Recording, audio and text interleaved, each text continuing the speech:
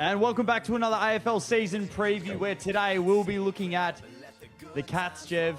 This one is going to be awesome. We've had this one circled since before we started, I suppose. Jev, it's good to be back. Yeah, today, just when I was doing the Suns, that was the first time I thought about Geelong, and I'm like, fuck, I can't wait to see what Das says. I have no idea what's coming and stuff, but I can't wait to talk about them. These are being received well, Das. People are loving them. We released the Port North Melbourne one. I did get a text message saying I went a bit hard on North Melbourne. North Sport was a bit flat on me, but yeah, I'm absolutely loving doing them. Loving not knowing what's coming. We got to start sending our multis off to the PointsBet people soon, which we will do. But yeah, I can't wait to see what you've got to say about the Cats. Let's get into the Cats. Let's get into the Cats. I'm excited to see what you've got to say about the Cats because I got no idea. I know you're not that high on them. So where are we starting with the Cats? How did they go last year? Yeah, well, the thing is, if you've been listening, I think the Saints are going to finish high, and everyone thinks, you hate Geelong. I don't hate them, but let's just dissect it a little bit. So last year, the Cats finished second on the ladder, second again, another top four finish. So 17-6. And then they got blown out in the grand final. Some ins, mate, there's not much. Hunter Holmes, I think that's Max Holmes' brother. James Warple, one that they got in. On the way out, Ted Closey delisted. Mitch Duncan retired. Cam Guthrie delisted with heat stroke. And that's about it. So they haven't made a heap of changes. This is where, again... So the position A graders, comp A graders, position A graders, and then I'll get into depth. So I'll sort of just put them all together. I'm excited about comp A graders. Now, again, a lot of this is like subjective as well. So there's a few that if anyone's listening, if you hate what I said about one of the players, please let us know. I can see both sides of a lot of these players, but comp A graders, I've got three. Tom Stewart. Oh, okay, go, yeah. When he's healthy, he's fucking in any single side. Yeah, yeah. Tom Stewart, Bailey Smith, Jez Cameron. Okay. So that's all. So Tom Stewart's still a 5-time All-Australian. He's like unfortunate to miss the grand final.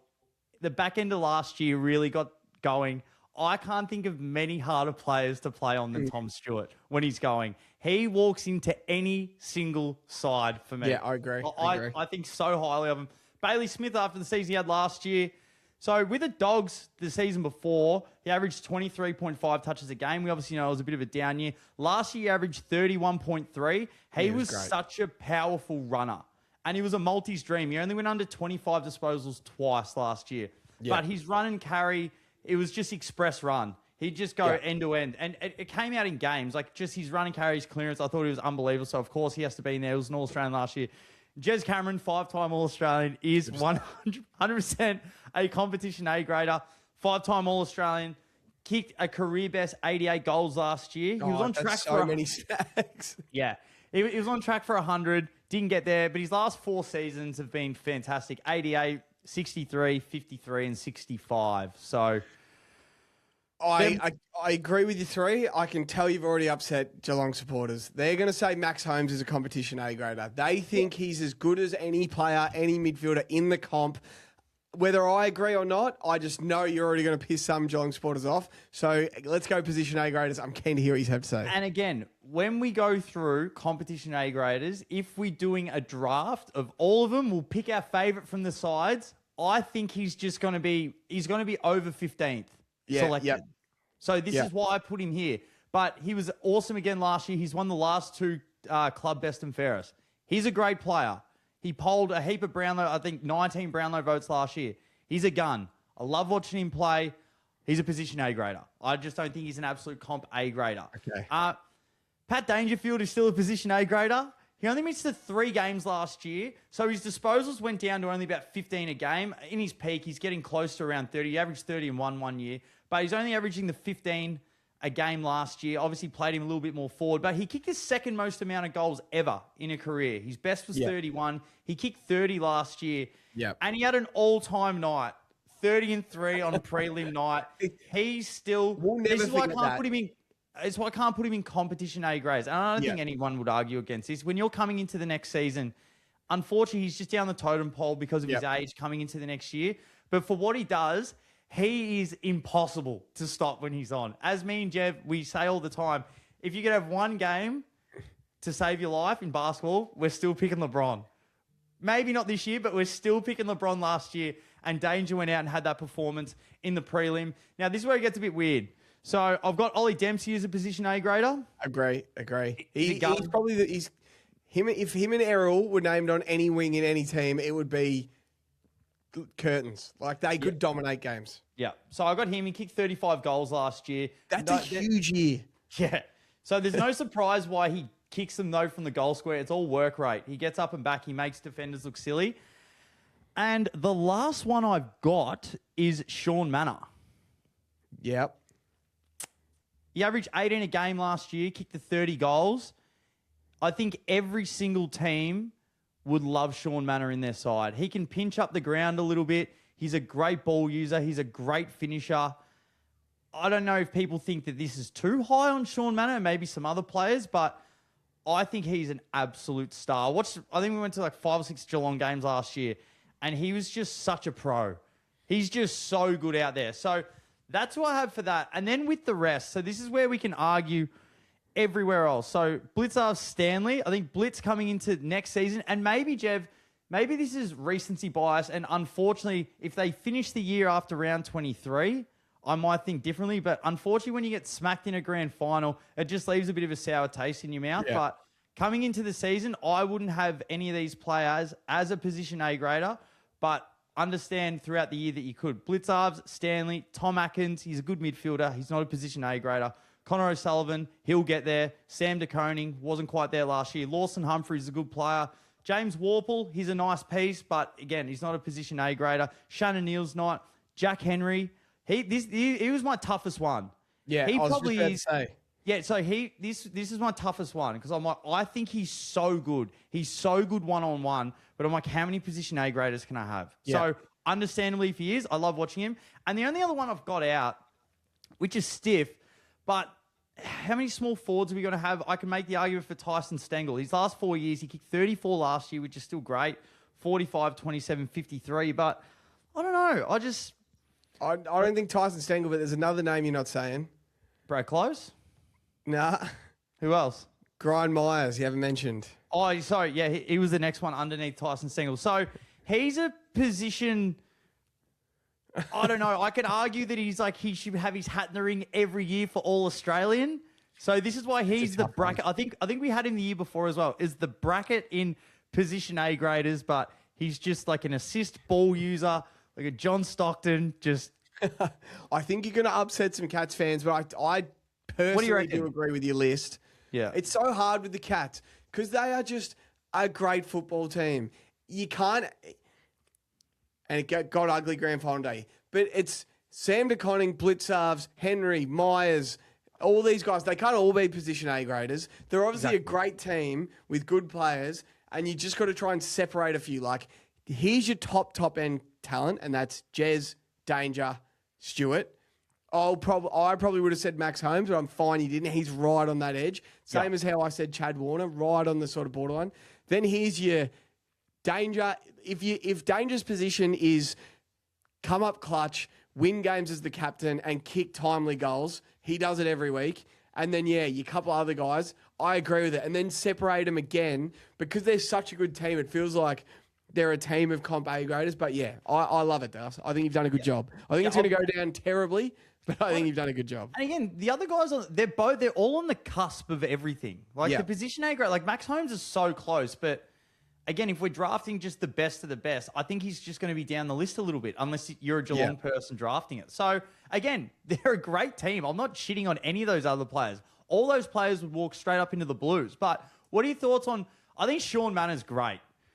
Yeah. I was looking at him. I was looking at his numbers. I went back through and looked at someone. I'm like, he was fucking so good. The back end of the year. Super reliable. Yeah. He worked hard. Sort of guy I just love... We sort of spoke about it today, personally, and with Jai Newcomb and stuff, I love guys that get drafted late and know what it's like to be on a fucking job site or something and go, they're talented local footballers or VFL players, get them in the building full time and see what they can become, and they're going to be hungry fucking dogs, and he is. That is exactly that, and he leaves no stone unturned, and you can just tell. I just love the way he goes about it. Yeah, it's like he just plays footy the right way, and as you said, like him and John Newcomb with that the Hawthorn pod came out before, but awesome that he's been named co-captain. That's an awesome win for him. The finals, I guess he led the team through the middle. He was the clearance beast, so good on him. Here's one. Sorry, before you go, here's one I just sort of thought of because you and me love the way Sean Manor go about it, and he's done it the hard way and stuff. It's a great story. Who would you rather for the next 3 years at the Blues? The next 5 years at the Blues? Sean Manor or Zane Dersma? Pick 4 of the draft, all the talent in the world. Who knows what he can become? Absolute X factor. Who would you rather? Sean Manor. Every day of the week. Every day of the week. And that's why I love him. You can get the top pick, this talented blue chipper, or this just dog that works his ass off. Sorry, I don't want to take a drive by it. There, but I had to.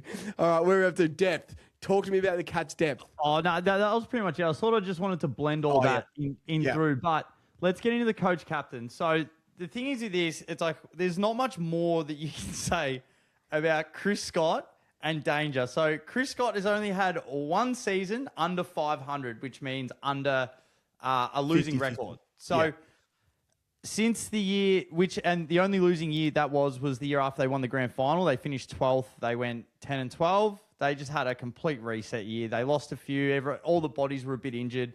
So Chris Scott has a win rate of 68.1%. It's unbelievable. Is so anything above, like if you get around 55, I think statistically and historically, like around 55 is fantastic. 55, 56. He's at 68. Like almost 7 out of every 10 games. You guys know how to do maths. He's winning. So again, we do this every year and I love just tacking it on. Since 2011, this is what he's done. Flag, qualifying final, prelim final, semi-final, 10th, prelim final, qualifying final, prelim final, grand final, prelim final, flag, 12th, prelim final, grand final. That is, you're a Carlton supporter. You couldn't dream of that for the next 12 years. Nah. Or 15 years. Nah. Essendon supporters, they would have to pinch themselves to wake up if they thought that's going to happen in the next 15 years. Mate, it's not happening. It's unbelievable. So, I don't think this is a tape because we were all talking about it towards the back end of last year, but if he won last year's grand final, he would have definitively been spoken about as the best coach of this era, over Clarko, over Dimmer, as the greatest coach of this era. Like, if we're talking about, what he's done and that group of success, what I just read out, that is unmatched. And just to have a third flag to go along with that, and just the ability to be like, all right, we can get players to take the pay cut, come down. We take in Bailey Smith. We take the circus. We take the media storm. Everything comes with it. He comes and plays his best footy. Brownlow. So, again, if we're talking about Ross Lyons, Sam Mitchell, Chris Scott, Dimmer, you put him in a box 4, and I don't care what way you put it. The captain, I don't think there's a harder captaincy to take over than... After Joel Selwood. There was one man in the AFL that could have followed Joel Selwood. You're right. Yeah. So, again, Danger's the one to take it over. Danger's already an all-time great. Now, in the NRL, they do it. There's a Hall of Fame, but then there's the Immortals. Yep. If he won, he's already an all-time legend, everything. If Danger won the grand final last year in the manner that how he played that prelim, he would have cemented himself as one of the AFL Immortals. I'm not sure how many you have, but imagine you've got a premiership player in 2012, 8-time All-Australian, an AFL MVP, a Brownlow medalist, Gary Ayres medalist, and then the 2025 premiership captain. That would have just been the icing on the cake. Again, you can speak about Danger. He's only, I think, 3 votes off Gary Ablett behind the Brownlow, so an all-time just player consistency. But if you put the premiership captain, I think that's just one of the, 15 players where he is an immortal of the AFL. You think, just thinking out loud, probably since the year 2010, he would have been on the Rushmore of players since 2010. It probably would have been Franklin, Ablett, Dusty, Danger. That's your Rushmore. Yeah.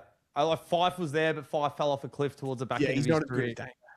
Mate, that game. So yeah, I just think that it's perfect. I'm really excited to see who the next captain is. Surely it's Max Holmes, isn't it? It's Max Holmes, is it? Is it Tom Stewart for a couple of years? Who's a bit old? Is it a guy unassuming that we don't really know much about, like Jack Henry or something from centre half back? Graham Myers. No, he doesn't feel like the captain. So yeah, Is it Jez Cameron for a couple of years? Actually, Toby Queen's told me before, he goes, Jez hates leadership stuff.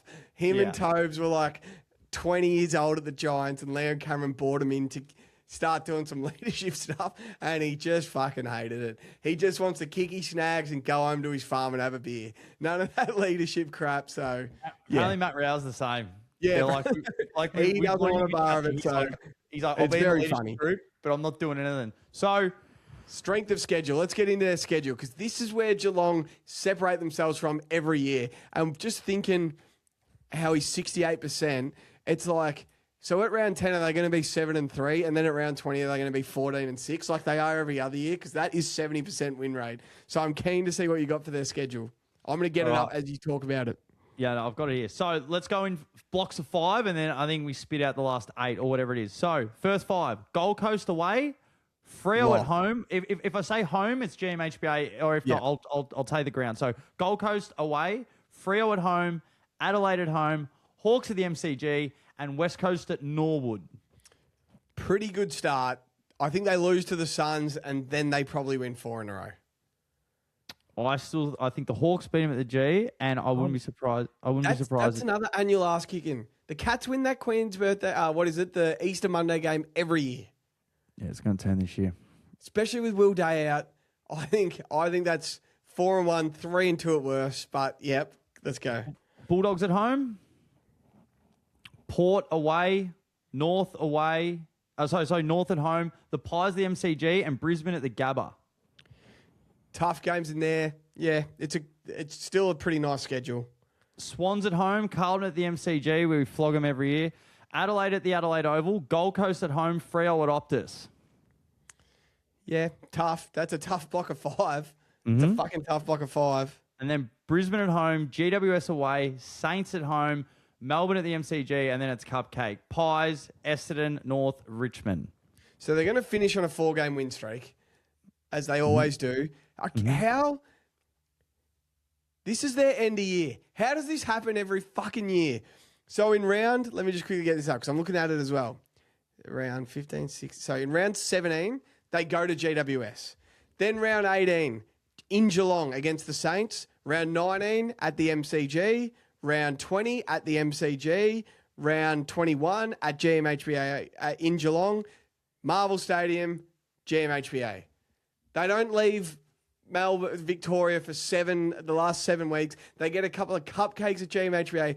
We spoke about this on the Richmond pod. Why do they get Richmond round 24 at GMHBA? Why aren't they playing Freo at Freo, or going to Adelaide Oval that day, or going to the Gabba, or going somewhere? Why do they get these cupcakes to end the year every fucking year? Remember after last year, and I'm just bitter because I want another team to win the flag or play in a prelim that isn't Geelong, because I'm not a Geelong supporter. And if you're a Geelong supporter, you love that schedule. But why do they get a cupcake finish every year? What do they do? What do they do to the AFL to get that? I've got no idea. But looking at that, so we haven't gone through some of the other teams, but I think Gold Coast are going to be really good this year. Yep. I think Freo are going to improve. I still think Adelaide are going to be a really good side. Yep. I think the Hawks are going to be good. I think that first 4 games, if Brisbane could start the other year zipping 3, Collingwood after a grand final could start zipping 3. If they don't getting any of those, then they get West Coast. Bulldogs are going to be still a tough side. They're going to come out. They're going to play hard. Port's a bit of an easy one. North. Pies, Brisbane, Swans. So there's another 3 show. I don't know. I just think it's pretty tough. So I think their floor, I don't see them bottoming out ever. That 10 win season, I don't see it happening again. I have their floor at 12 wins. Yep. I have their ceiling at 16. Yeah, it sounds about right. I don't see them winning 70. I do think that they will regress a little bit. Can't see them finishing second on the ladder. So saying that, what do you think the line is? Looking at that schedule, I reckon it's going to be the same as the Suns and the Hawks. I think 15.5. It is, and I'm smashing the under. So the over's $1.95, the under's $1.85. When I read that, when I look at it, I think it's a lot tougher than maybe what you think. I think Freo and Optus are going to be tough. No, I like how you're looking at it tough through a different lens. I sort of like the look of it, but it's hard. It's the Cats. They play in prelims every year. They're so good. But then again, I was like with the Swans at this time last year, I'm like, oh, they lost the grand final. It's going to be fine. We're going to be good again. That getting smashed grand final day history is undefeated. Teams regress. Teams are cooked when they get smashed in a grand final. They're exhausted. It's hard to bounce back. You know, will Bailey Smith be as good as he was last year? Will Max Holmes be as good as he last? Will Jeremy Cameron kick 88 goals again? Can we rely on 22 games from Pat Dangerfield again? Tom Stewart, will he last the season? So all of a sudden, it's like you ask these questions, you're like, oh, I find that line so hard. And there's no way you can go over on the Suns, the Hawks, and the Cats. You're going to need at least one under in there with 15.5 wins. There's probably more 15.5 wins to come that we haven't even got to. So I'm leaning under as well, for sure. So, it's $1.95 over. The under's $1.85. The only thing is, so when we looked at the Hawks schedule, I think we're just like, this is actually really nice. They get good teams. Happy to understand if you want to go under. I'm happy to lean over. Gold Coast, love it. Love everything about it. Let's go over. The Saints, I was piss-taking a little bit. They've got 12 games at Marvel. I said they'll lose one. They might lose, say, 2 or 3. And then they've got 3 really nice road wins, like road games I think that they'll pick up quite comfortably. And I'm like, there's 14, 15 wins for the Saints. Their line's 12.5. I can see that going over. Yeah. With this being 15.5, I just think it's fucking tough. It's tough. I think it's tough. And they're a good side. And look, Chris Scott will get it working again, and I'll be like, fuck. But I think the gap on the wins and schedules at the start, what may have seemed so different in the Saints and the Cats, again, it might backfire. But I don't think it's as... Is it more likely the Saints go... They might be right at 13.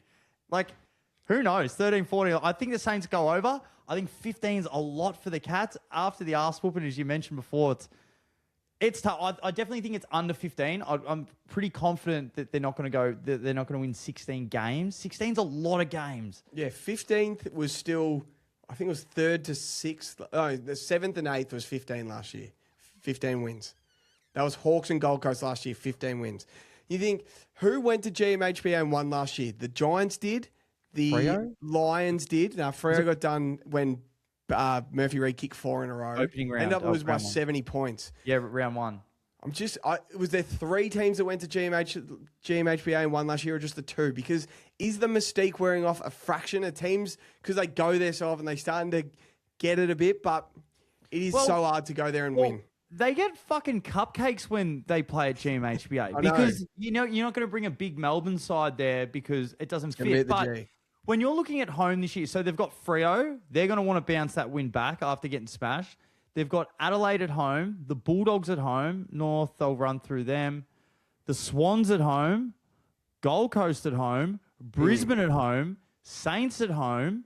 These teams are going to come and bring it to them. Yeah, I agree. It's so tough. It is so tough. Have you got a bet you've thought about on PointsBet for the Cats lovers? This might sound ridiculous, but I think Sean Manor will probably play. So yeah, we can talk this out.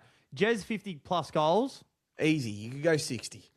We'll go 50. Actually, I might go 60, and I had Sean Manor 35. He kicked 30 last year, but maybe we go...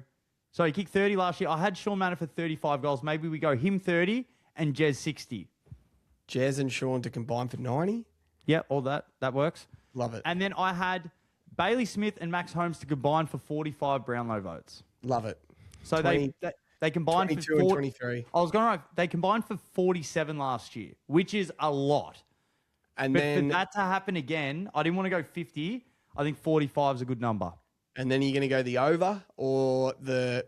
I just think if you're a Cat supporter, I don't even know if they think that they're going to go over 15. Make the top 4 to make the top 8. I think they make the top 8 or top 10. Yeah, I'm not sure about their wins. So that's why I thought at least if Holmes and Bailey That's a lot of Brownlow votes. Yeah, I love it. I love it. I'm Actually, sure Cats well, fans will too. I'll hear back. You guys in the comments, you Geelong people, let us know where you want, like, if it's definitely wild card round, but no, they're 15.5 wins. So You're whether going to get you ripped want, to shreds. yeah, from the whether Cats you fan. want a win total in there, what's your favourite one, and we'll put it on for you. Yeah, let us know. We'll Again, get it done. they're still going to be a tough team to play. They're still going to be good, but they're not finishing second. They're going to regress. So Just a that touch. is Gold Coast and Geelong, who we're both high on Gold Coast. We're both leaning a little bit less on Geelong. If you've liked what you've heard, we've already done about 6 other previews. Go and give them a listen. It's good to get into the season by listening. Like, subscribe, share to a friend. Send our preview to your friend that goes for Port Adelaide or goes for West Coast, goes for North Melbourne. Tell us what you think. We're really enjoying doing them. So, yeah, thank you. We'll see you in the next one. Let's go. What are you prepared to lose today? For free and confidential support, call the number on the screen or visit the website.